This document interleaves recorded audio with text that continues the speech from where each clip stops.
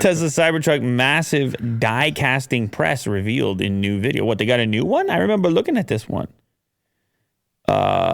Remember, it was like they're making a giant Hot Wheels. Well, maybe but this one's isn't inside. Inside, you're right. It used to be outside and caught on fire at one time, didn't it? Yeah. This is Idra Group, a 9,000-ton die casting press, the largest in the world. Good Lord. So much power. Where is it? Built in Italy? Go back up to the top there.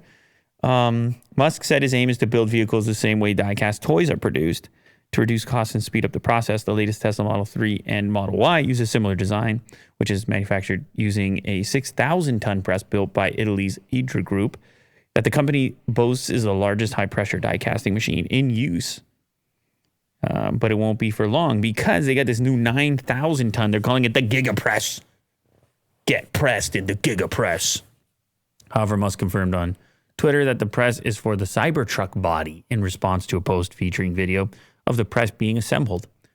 Imagine your Cybertruck just gets squished in there, just gets pressed out. They should do a live stream. Yeah, that'd be cool. Or just being on the Tesla app. Fly a drone around it, 360. Yeah. Very cool.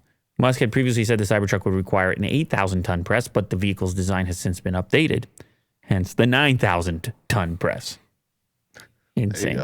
Imagine that YouTube channel, just a live stream of that thing pressing all day. That is so cool. Yeah, you tune in, Will. It tells you whose car is being built. You'd be a concurrent. Oh, definitely. You'd be a concurrent. Cool. Buick is rebranding as an electric-only automaker. The automaker released a new concept car as a prelude to its all-electric future. Interesting. Buick.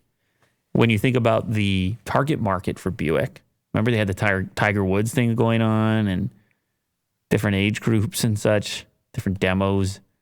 I don't know if everybody's ready for electric, but Buick is ready to go all electric. And I guess a lot of other automakers had said at some point they'll be doing that in the future.